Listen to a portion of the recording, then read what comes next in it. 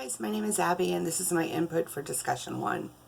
What are the important takeaways for high-level marketers? High-level marketers have very tedious jobs. When reading about how marketing used to be, it was advertising, which made me recall the series Mad Men, a show about an advertising firm that operated in the 60s. These men drank all day and seemed to still do an efficient job.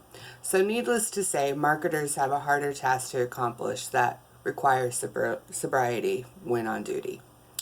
Marketing in the 50s and 60s consisted of ads that were made for radio, TV, and print.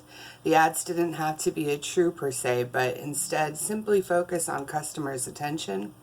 The ad campaign is king, was quoted, and that determines whether or not the product is sold. If the product didn't sell, it was because of bad advertising. In the 70s, things started to change after all this time. Not only were there more focus on making good quality commercials for TV, but now the marketers are needed for product management, pricing, promotions, and distribution. Already the ad agencies from the 50s and 60s are becoming outdated and needing to step up in their competitive game. The 80s and 90s are even more complicated. Now that cable TV, infomercials, and shopping networks and recordable VCRs are starting to pop up, there are more pressure to reach potential consumers in other ways. Advertising now requires even more strategy, where they try to find the right format to fit the right products. Now there is a struggle of balance for more strategy responsibilities versus tactical responsibilities. This creates a matrix structure that combines corporate functions to business functions. Customer relationship management takes a hold, and the CMO title is now first being used. Today, the only commercials I personally watch are during the Super Bowl. I recall doing laundry and taking breaks during the commercials to get entertainment. Otherwise, I stream everything I watch.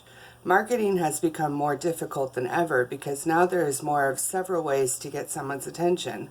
All are helpful, but it takes time to get the tactics to use the most efficiently. Smart data is used constantly. By analyzing it, CMOs are enabled to make precision marketing decisions, as well as being responsible for the consumer experience. By spending time on digital issues and understanding data, how to use broader strategic leadership and exchanging as much information as possible with each region and department. A CMO looks over research and development, innovation, pricing, packaging, and the customer experience. Do I believe the advice given in the article?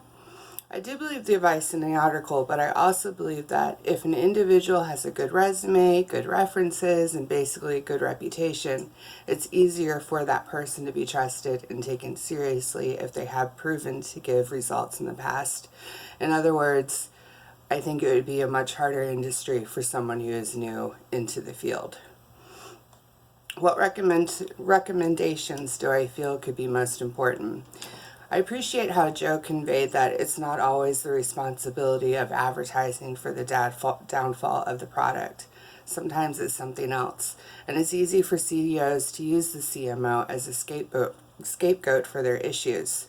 There can be a lot more turnover in this department because CEOs are considering the marketing department to be still in the 50s through 90s. What is needed to help the CEOs realize that times have changed, including the way they perceive their company should be operating. For organizations competing internationally, do the articles have special meaning or unique implications? The main impression I got about working with international setting is there is need to be adaptability.